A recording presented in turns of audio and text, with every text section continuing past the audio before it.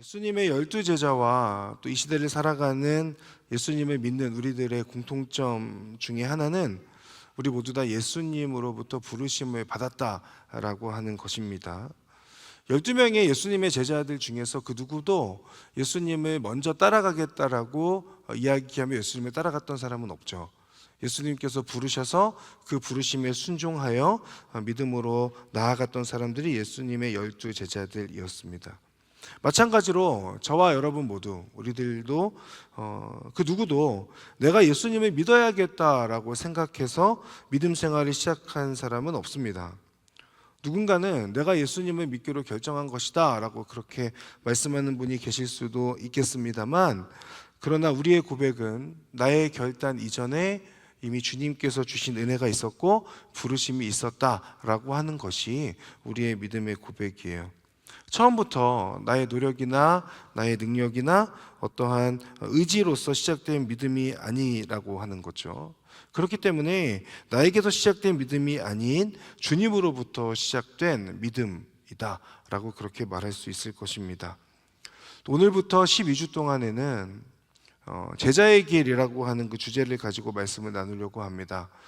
우리가 나를 따르라 라고 하는 그 주제를 가지고 첫 번째 12제자에 대한 예수님을 따라갔던 사람들에 대한 내용을 보았고, 그 이후에 가정에 대한 부분으로 잠시 숨을 고르고 나서 다시 이제 나를 따르라 라고 하는 그 주제를 가지고 12주 동안 함께 말씀을 나누게 됩니다. 그런데 제가 굳이 교회 전체 제목인 나를 따르라 라고 하는 것이나 더 익숙한 어떤 제자도라고 하는 그 표현보다는 제자의 길이라고 제가 이제 그 주제, 테마를 정한 것은 오늘 이 순간도 우리는 제자로서 믿음의 길을 걸어가고 있는 그 순간이다라고 하는 그 의미를 담고 싶었기 때문입니다. 단순히 성경에 대한 내용을 듣는 시간이 아니라 치열한 일상 속에서 나를 부르신 주님의 그 발자취를 따라가는 삶의 여정이라고 하는 그 의미에서의 제자의 길이라고 그렇게 표현한 거죠. 나의 믿음의 현주소를 깨닫고 예수님을 따르는 나의 모습에 대하여 고민하며 믿음을 점검하는 시간이 되기를 바라는 마음에서 제자의 길이라고 그렇게 지어 보았습니다. 더 나아가서 지금의 내 모습에 만족하지 아니하고 예수님을 따르는 진정한 제자의 길을 걷고자 결단하게 되는 그런 12주의 여정이 되면 좋겠습니다. 12주 동안 제가 설교를 하는 그 12주 동안에는 본문에서 가장 중요하다고 생각했던 그 내용, 묵상한 내용을 가지고 질문으로 만들어서 제목을 정하려고 합니다. 그래서 오늘 제목이 딱딱한 것 같지만 이제 그렇게 만들어진 것입니다. 십자가에 못 박힌 자로 살고 있습니까? 라고 하는 그 제목인 거죠. 부담이 될 수 있고 또 때로는 반복되는 내용이 12주 동안 있을지도 모르겠습니다. 그러나 그만큼 중요하고 진지하고 필요한 부분이다 라고 그렇게 생각해 주시면 감사하겠습니다. 또 이 시간을 통하여서 우리가 다시 한번 제자의 길을 선택하고 걸을 것을 결단하는 그런 믿음의 결단의 시간이 되기를 바랍니다. 여러분, 제자 하면 어떤 것이 떠오르세요? 제자. 이 단어에 대한 특별한 생각이 혹시 있으신가?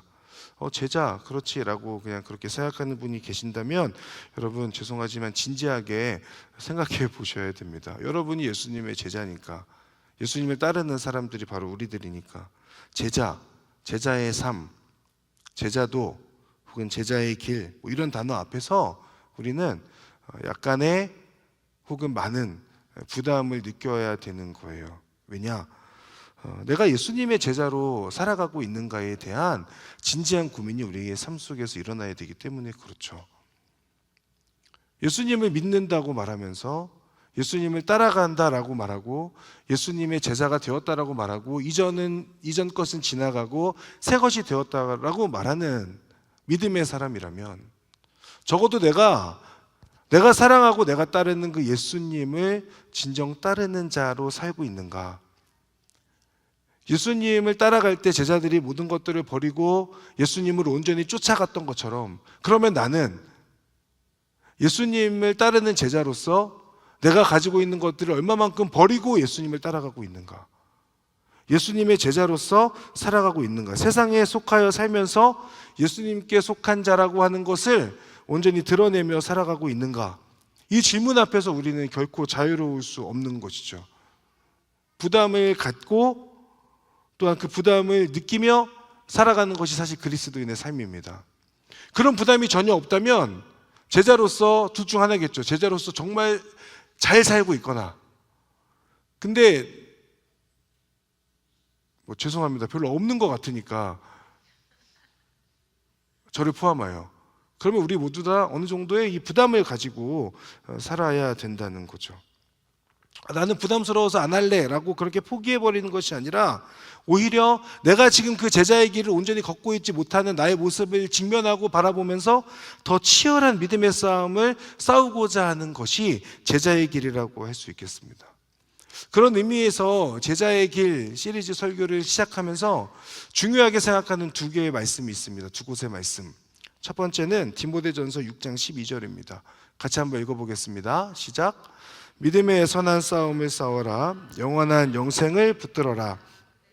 이것을 위해 부르심을 받았고 또 많은 증인들 앞에서 선한 고백을 했다. 아멘. 나의 삶의 자리에서 믿음의 선한 싸움을 싸울 것을 끝까지 포기하지 않는 것, 끝까지 그 믿음의 선한 싸움을 싸워내는 것입니다. 영원한 생명을 붙들기 위하여서 주어진 오늘의 삶의 자리에서 주님의 그 옷자락을 붙들고자 애쓰고 수고하고 그 옷자락을 붙잡았다면 끝까지 놓지 않는 것이 제자의 길, 제자의 삶이라고 하겠습니다. 우리의 부르심이 여기에 있다라고 디모데전서 6장 12절을 통하여서 바울은 우리에게 말씀하고 있어요. 그저 물을 흘러가는 대로 세상 속에서 살아가는 것이 아닙니다. 치열한 믿음의 씨름을 하는 것, 선한 싸움을 끝까지 싸워내는 것, 계속해서 제자의 삶을 살아가게 되는 것이죠. 또 한 구절 말씀을 보겠습니다. 에베소서 4장 13절에서부터 15절의 말씀 우리 한번 같이 읽겠습니다. 시작. 우리는 모두 하나님의 아들을 믿는 것과 아는 지식이 하나가 돼 온전한 사람을 이루어 그리스도께서 충만하신 정도에까지 도달해야 합니다.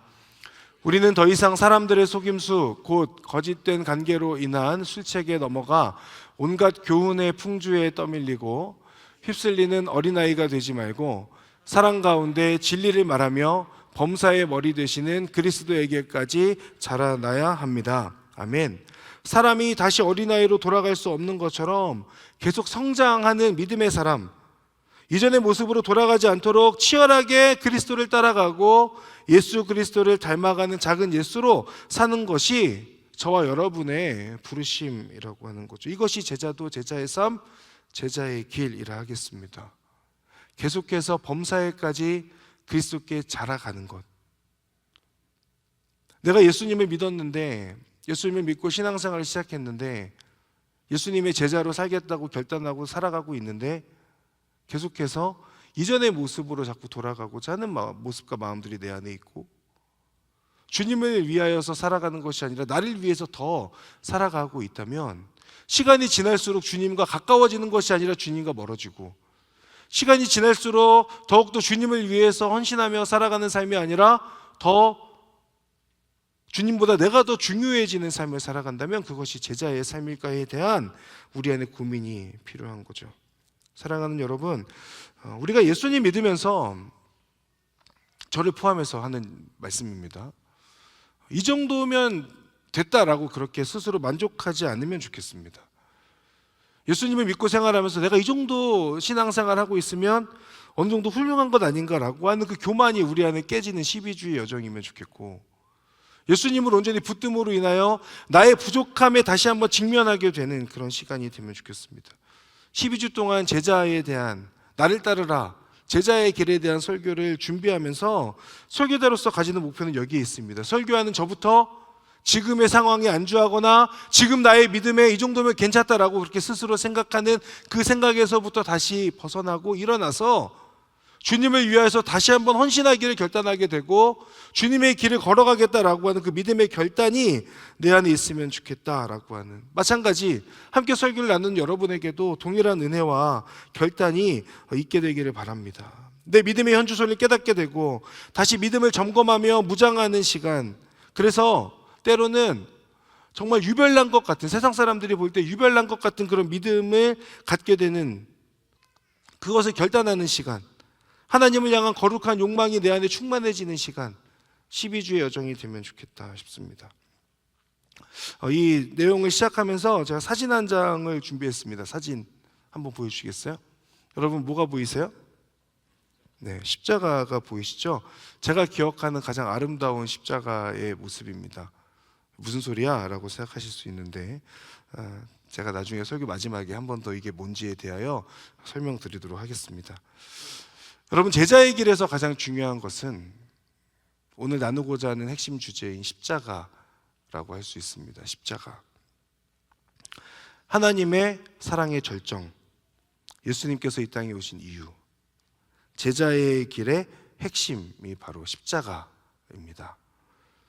예수님께서 십자가에 달려서 죽으실 때를 생각해 보면 당시 사람들에게는 십자가라고 하는 것이 잔인한 고통과 죽음의 형틀이었고, 사람들 앞에서는 모욕과 수치를 받게 된 어떤 상징과 같은 것이었습니다. 너무 잔인하여서 죄인 중에서도 소수의 죄인에게만 내려졌던 형벌이 십자가였습니다. 그런데 그 십자가가 예수님의 시대를 지나고 나서 기독교가 공인이 되고, 그리고 십자가가 어느 순간부터는 중세시대 가서는 더더욱 십자가는 자랑과 명예와 부의 상징이 되었죠. 반면에 그 십자가는 동시에 가장 타락한 십자가가 되었습니다. 우리나라에서 십자가는 어떻습니까? 십자가의 은혜를 경험한 사람들은 시대의 가치관에 도전하는 사람들이었습니다. 처음 우리나라에 복음이 들어왔을 때 십자가라는 것을 믿고 그 복음을 받아들였던 사람들은 당시의 노예제도, 남녀평등, 빈부격차 등의 어떤 사회적 문제에 있어서도 가장 앞장서서 문제의식을 가지고 해결하고자 했던 사람들이었고, 적어도 십자가를 믿는, 십자가 앞에서 자기 부인을 고백하는 사람들의 모임인 교회 안에서는 노예와 남녀와 빈부의 어떠한 차별이 없었던 거죠. 시대의 문제 앞에서 침묵하지 않고 성경적인 가치관을 가지고 싸우는 사람들이었습니다. 그러나 교회 안에 사람과 재정이 모이자 교회는 타락해 가기 시작했고, 이제는 그 타락의 정도를 넘어서서 신뢰를 잃어버린 교회 상태가 되었죠. 십자가는 이제는 더 이상, 적어도 우리나라에서 볼 때 십자가는 어떠한 영향력이 아니라 그저 많은 사람들이 할 거 없을 때 선택하는 액세서리가 돼버린 것 같다라는 생각도 듭니다. 여러분 중에 그렇다는 게 아닙니다. 믿지 않는 사람들도 십자가 목걸이를 그냥 쉽게 하니까. 여러분에게 십자가는 어떤 의미인지가 궁금합니다. 제자의 길을 걸어갈 때 있어서 예수님을 믿으며 생활하는 우리의 삶의 자리에서 한 번은 체크해 봐야 할 진지한 고민이죠. 나에게 십자가는 어떠한 의미인가라고 하는 것입니다. 오늘 우리가 로마서 6장을 봅니다. 로마서는 예수 그리스도의 은혜를 강조하고 믿음으로 의롭게 된다라고 하는 이신칭의 복음을 선포하고 있는 대표적인 책이죠. 성경의 어느 책보다도 복음에 관한 내용을 중요하게 생각하고, 그래서 로마서 핵심 주제도 복음이라고 할 수 있습니다. 그런데 그 복음의 절정이자 핵심이 십자가이잖아요. 그런데 로마서에서 보면 이 십자가라고 하는 표현이 오늘 딱 본문에 한 번 등장합니다. 로마서 어디에도 로마서에서 십자가라는 표현은 등장하지 않고 6장 6절에 딱 한 번 십자가가 등장하고 있어요. 로마서에 언급된 횟수만 보면 그러면은 바울이 로마서를 쓸 때 십자가가 별로 중요하지 않게 생각한 것 아닌가라고 그렇게 생각할 수 있습니다만, 그러나 로마서 6장에서만 십자가를 언급하게 되는 그 이유는 오히려 십자가가 너무 중요하기 때문이에요. 무슨 말이냐면 1장부터 5장까지의 내용을 우리가 여러분 나중에 기회 되면 읽어보시면 1장부터 5장까지의 내용은 예수님의 피와 죽으심으로 인하여 우리를 구원하였다라고 하는 그 내용이 주를 이루고 있습니다. 그리고 그 절정에서 이제 6장에 가서 보면 세상을 어떻게 살 것인가, 예수님의 죽으심을 받아들인 사람은 어떻게 살 것인가 라는 이야기를 하면서 그때 핵심적인 내용으로 십자가를 설명하고 있어요. 그러니까 십자가가 구원을 위한 티켓과 같은 것이 아니라 그리스도인의 삶에서 가장 중요한 것이 예수님께서 대신 십자가에서 죽으셨다라고 하는 것에 대한 그 믿음과 그 믿음에 근거한 구별된 삶이라고 하는 것을 로마서는 우리에게 알려주고 있는 거죠. 그래서 6장에서 십자가를 설명하고 있습니다. 그래서 사실 6장의 십자가 이 단어를 설명하기 위해서 1장부터 계속해서 로마서는 빌드업 해왔던 거예요. 그리고 6장에서 딱 절정의 십자가를 얘기하고 있는 거죠. 그렇다면 바울이 강조하는 십자가의 의미가 무엇인가? 오늘 6장 6절에 나옵니다. 6장 6절 우리가 아까 읽었지만 우리 한 번 더 읽으면 좋겠습니다. 시작. 우리의 옛사람이 십자가에 못 박힌 것은 죄의 몸이 멸해져 우리가 더 이상 죄의 종이 되지 않게 하려는 것임을 압니다. 아멘. 십자가에 못 박힌 것 우리의 옛사람이라고 얘기합니다. 우리의 옛사람이 십자가에 못 박혔다. 예수님을 따르는 자, 그러니까 예수님께서 십자가에 못 박힌 것처럼 예수님을 따르는 자도 또한 십자가에 못 박힌 자가 되어야 한다라고 하는 것을 오늘 본문을 통해서 우리가 확인할 수 있어요. 그러니까 바울의 신학과 바울의 가치관에서 가장 중요한 건 뭐냐면 십자가라고 하는 것이 예수님께서 과거에 그냥 죽으신 사건으로 끝난 것이 아니라 예수님을 믿는 사람들도 그 믿음 안에서 십자가에서 죽어야 된다라고 하는 것을, 못 박혀야 된다라고 하는 것을 바울은 강조하고 있다는 거죠. 바울이 강조하는 신앙의 본질, 제자도의 핵심, 나의 옛사람이 십자가에 못 박혔다라고 하는 것을 전제로 제자의 삶이 시작되어진다라는 것을 이야기하고 있습니다. 그래서 오늘 첫 번째 질문으로 여러분에게 드리고 싶은 것은, 제자의 길의 첫 번째 질문, 당신은 십자가에 못 박힌 자로 살고 있습니까? 라고 하는 그 질문을 던져보게 된 것입니다. 신앙의 핵심인 십자가, 제자의 길을 걸음에 있어서 반드시 체크해야 하는 것은 나는 십자가에 못 박힌 자인가? 여러분은 십자가에 못 박힌 자이십니까? 예수님께서 십자가에서 못 박히셨으니 예수님 감사합니다 라고 하고, 저는 아닙니다, 선 긋고 나는 내 갈 길 가고, 그것이 아니라 바울이 이야기하는 것은 예수님을 믿는 모든 사람들은 십자가에 못 박힌 자가 되어야 한다라는 것을 말씀하고 있다는 거예요. 그래서 십자가에 못 박힌 자의 삶이란 무엇인가에 대하여 오늘 나누려고 준비해 왔습니다. 4가지인데, 첫 번째는 주님께서 먼저 십자가에서 죽으셨다라고 하는 것을 아는 겁니다. 십자가에 못 박힌 자의 첫 번째, 삶의 첫 번째는 십자가에서 예수님께서 먼저 죽으셨다. 너무 당연한 얘기를 왜 하는가 싶을 수 있지만, 당연해서 오히려 소홀히 여기거나 잊어버리는 것처럼 예수님께서 십자가에서 죽으셨다라고 하는 것을 기억하는 것은 너무너무 중요합니다. 아까 6절의 말씀을 보았는데 6절 말씀 한 번만 더 보여주시겠어요? 우리말 번역이거든요. 우리의 옛사람이 십자가에 못 박힌 것은 이라고 설명하고 있는데, 그런데 이 본문을 개역개정과 NIV와 또 헬라어 본문으로 보면 중요한 내용이 한 가지가 생략되어져 있어요. 개역개정에서 보면 예수와 함께 십자가에 못 박힌 것이라고 설명하고 있고요. 그리고 NIV 영어 성경을 보면 with him이라고 해서 그와 함께 십자가에 못 박혔다라고 하는 것을 설명하고 있습니다. 그러니까 우리말 성경에서는 예수와 함께라고 하는 그 의미를 굳이 생략한 그 이유는요, 앞에서 언급하고 있는 내용들과 연결되어져서 사실 예수님과 함께 십자가에 못 박힌다라고 하는 그 의미를 담고는 있는데 명시하고는 있지 않은 거죠.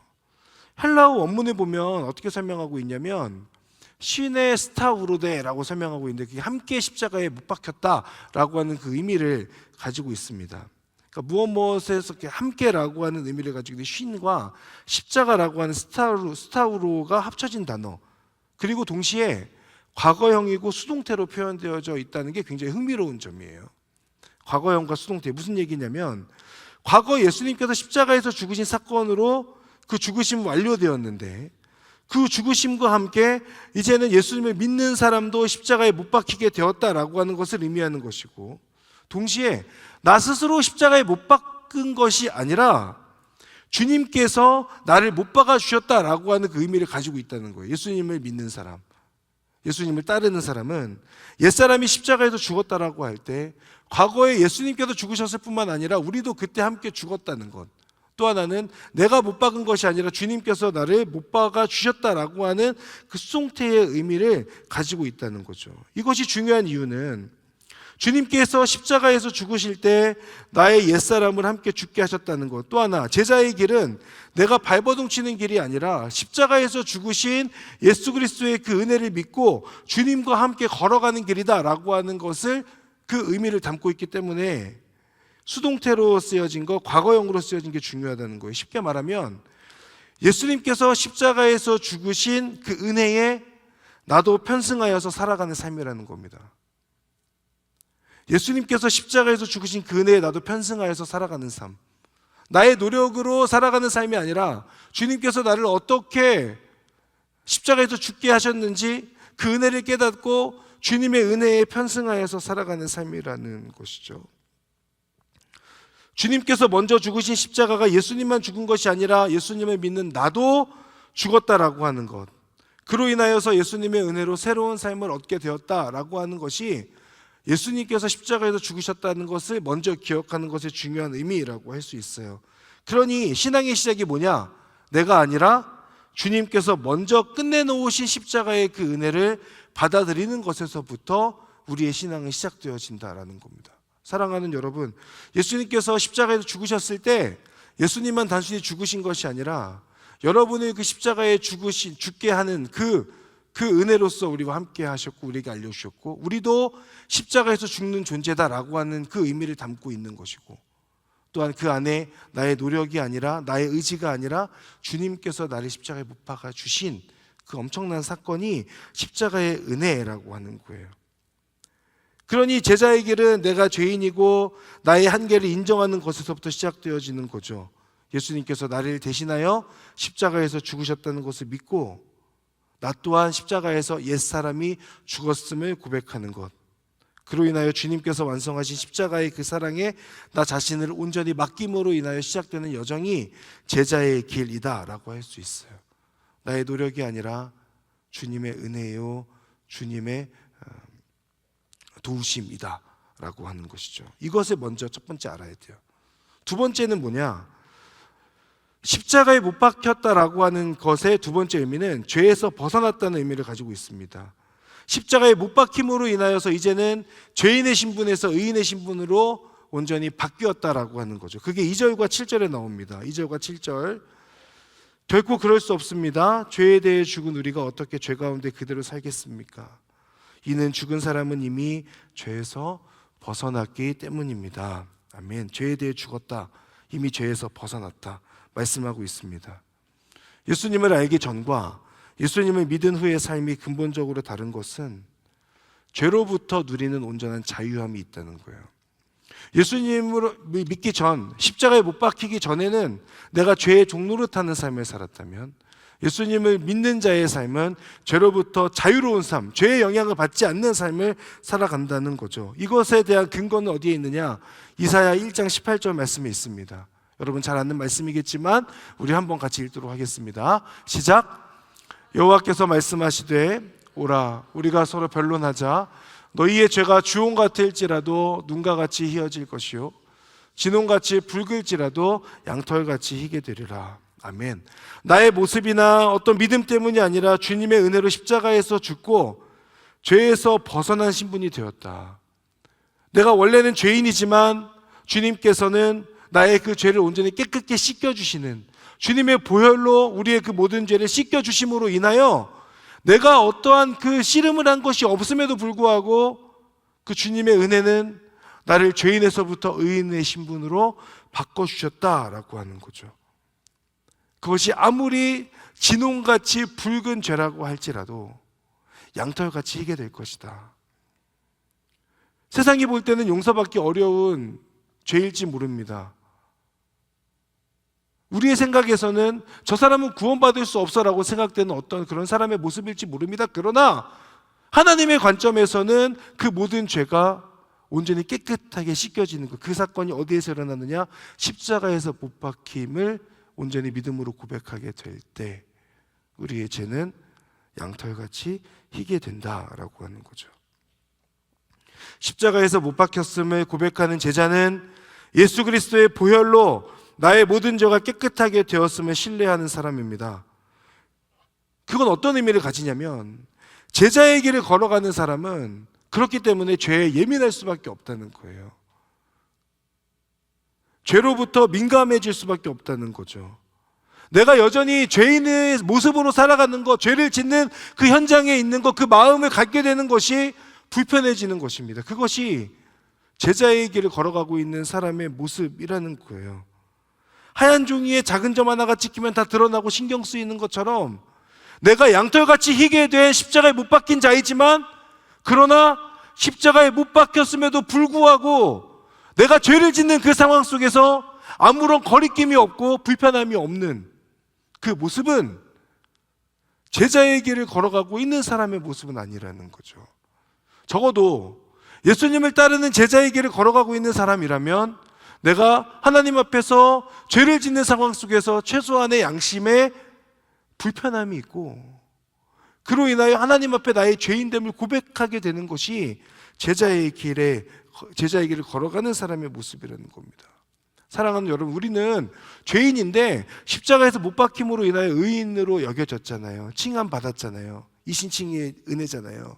그러면 내가 죄를 짓는 상황에 있을 수밖에 없다는 걸 인정하면서 하나님의 은혜를 간구하고, 죄의 자리에 다시 그 자리에 서지 않는 것, 다시 그 죄의 자리로 나아가지 않는 것, 십자가에 못 박힌 자처럼 온전히 깨끗해졌음을 믿고 내 안에 더러움이 찾아올 때 다시 한번 주님께로 나아가는 것을 반복하는 믿음의 사람이 제자의 삶의 모습이라고 하는 거죠. 세 번째 중요한 내용은 주님과 연합한 자가 되었다라고 하는 그 의미입니다. 시간이 많이 가서 3절부터 5절까지 8절까지의 말씀을 다 읽기는 어려울 것 같은데, 3절부터 5절까지에서 반복되는 내용이 뭐가 있냐면 연합이라고 하는 단어가 계속해서 반복돼서 나옵니다. 십자가에 못 박혔다는 것은 그리스도와 연합한 자가 되었다라고 하는 거죠. 이것을 갈라디아서에서는 이렇게 표현합니다. 2장 20절 말씀 같이 읽겠습니다. 갈라디아서 2장 20절. 자, 시작. 나는 그리스도와 함께 십자가에 못 박혔습니다. 그러므로 이제 더 이상 내가 사는 것이 아니라 내 안에 그리스도께서 사시는 것입니다. 지금 내가 육체 안에 사는 것은 나를 사랑하셔서 나를 위해 자신의 몸을 내주신 하나님의 아들을 믿는 믿음으로 사는 것입니다. 아멘. 더 이상 내가 사는 것이 아니라 내 안에 그리스도께서 사시는 것입니다.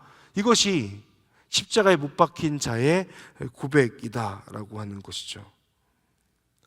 십자가에 못 박힌 자의 삶, 믿음으로 사는 자의 모습이라고 할 수 있습니다. 주님과의 연합.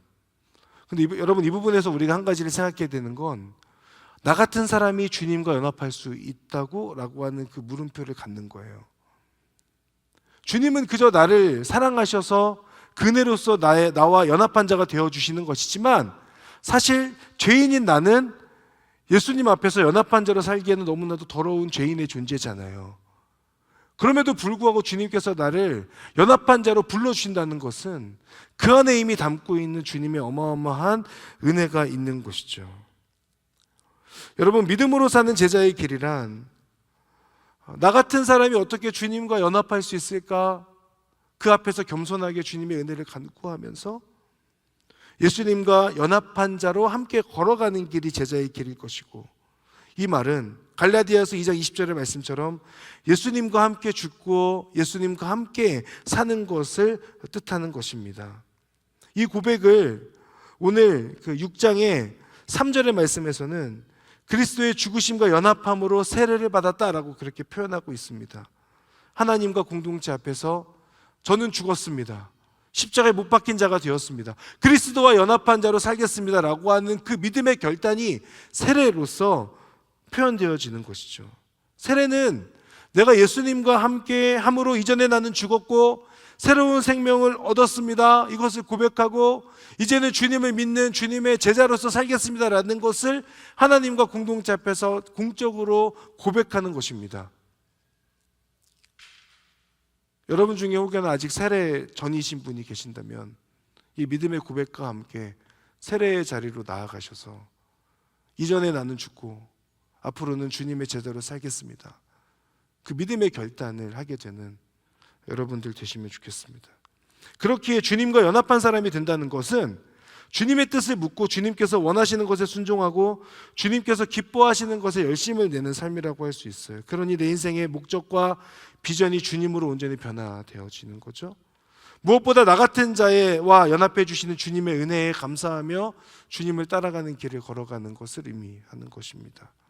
사랑하는 여러분, 주님과 연합하는 것, 그것을 기대하고 기뻐하고 누리는 삶이 되시기를 주님의 이름으로 축복합니다. 마지막 네 번째는 11절의 말씀인데 못 박힌 자로 여긴다라고 하는 겁니다.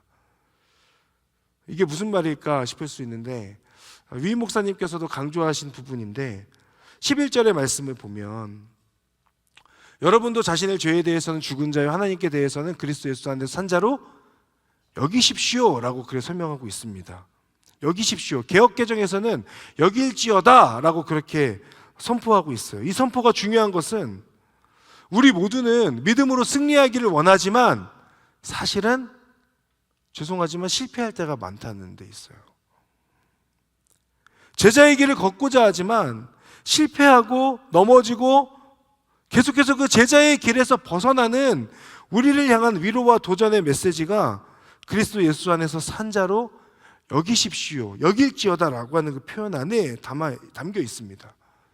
죄에 대하여 죽고 예수 안에서 산 자로 살고 싶지만 현실은 그렇지 못하는 우리들에게 바울은 사랑하는 여러분, 죄에 대해 죽은 자로 예수 안에서는 산 자로 여기십시오. 이것은 스스로를 세뇌시키거나 그저 스스로 위로하라는 말이 아닙니다.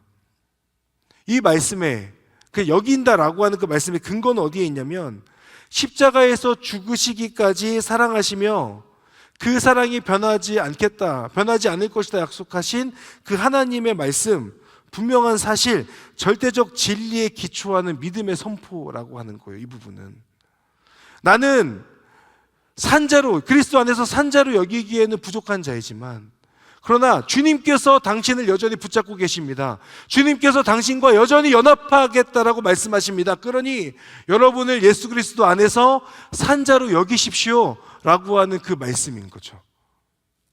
나의 모습에서부터가 아니라 하나님의 약속에 근거한 여길지어다라고 하는 그 선포의 말씀이 이 말씀인 거예요. 그러면 다시 일어나 믿음으로 걸어갈 수 있잖아요.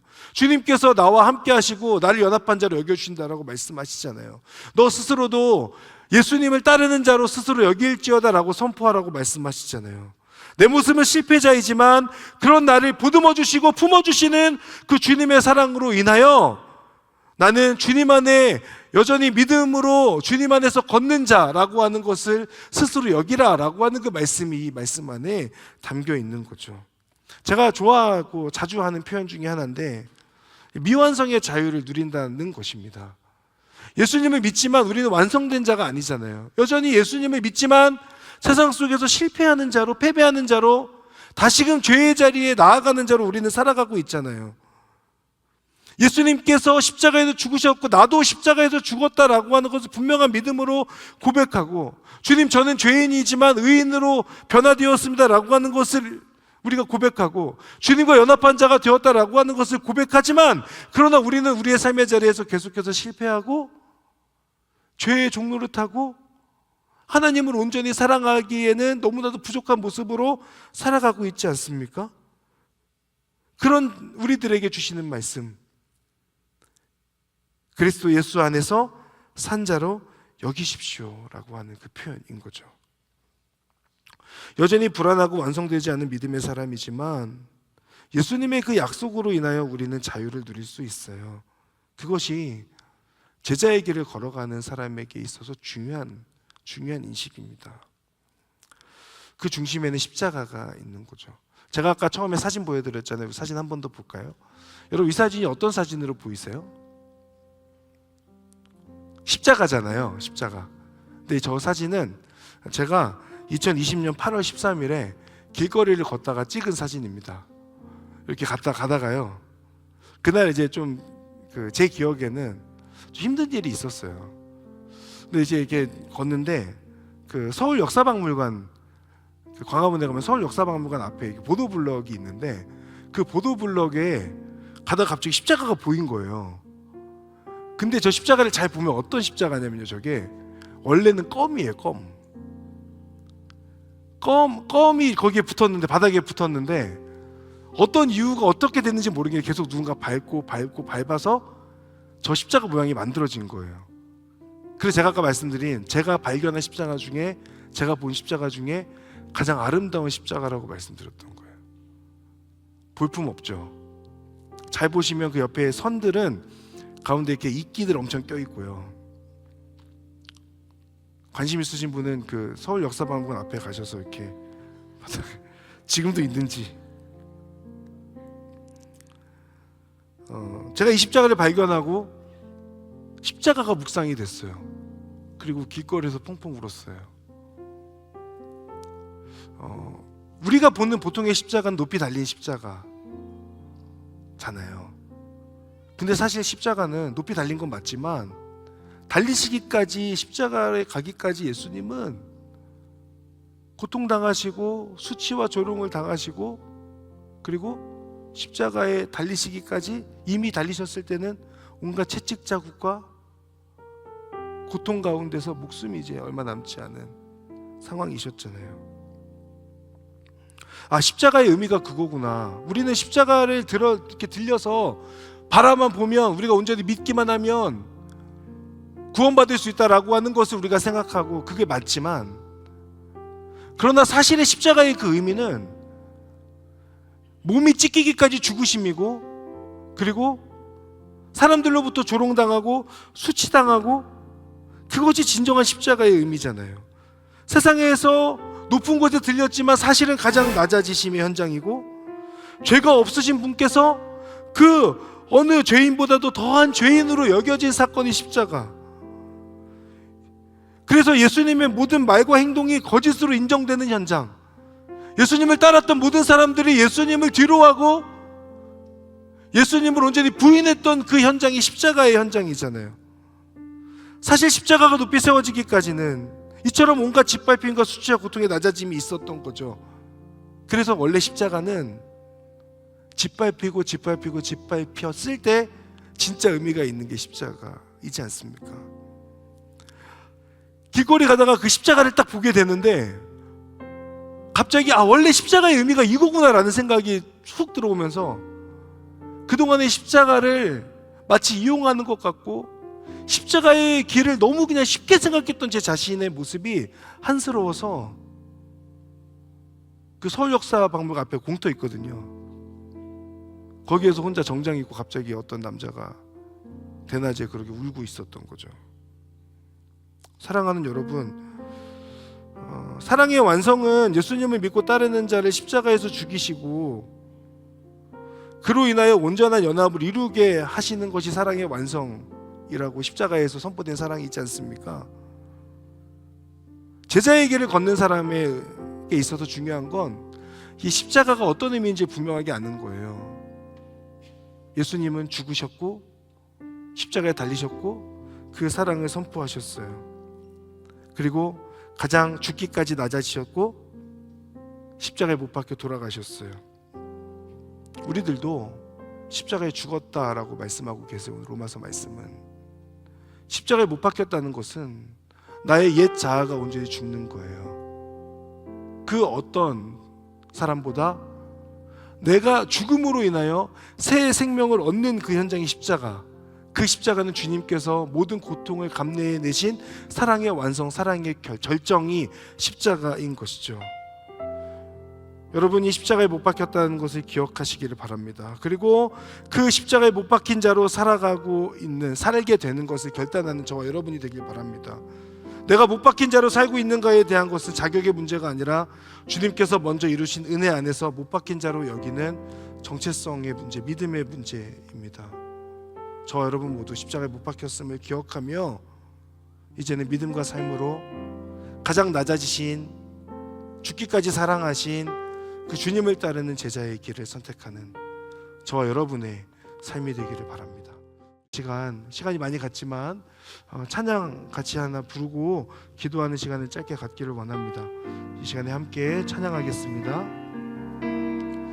십자가의 사랑, 십자가의 사랑, 그 크신 하나님의 그 끊을 수 없는 놀라운 사랑, 그 사랑 흘러가 큰 바다를 이루고 저 없이 내 맘에 넘쳐. 우리 한 번 더 찬양하겠습니다. 십자가의 사랑, 십자가의 사랑, 그 크신 하나님의 그 끊을 수 없는 놀라운 사랑, 그 사랑 흘러가 큰 바다를 이루고 측량할 수 없이 내 맘에 넘쳐 흐르네. 영광의 주 하나님, 나를 위해 십자가 지셨네. 피 흘리신 자리를 내어주신 그리스도 나는 믿네. 영광의 주 하나님, 영광의 주 하나님, 나를 위해 십자가 지셨네. 피 흘리신 자기를 내어주신 그리스도. 우리 한 번 더 고백합시다. 영광의 주 하나님, 영광의 주 하나님, 나를 위해 십자가 지셨네. 피 흘리신 자기를 내어주신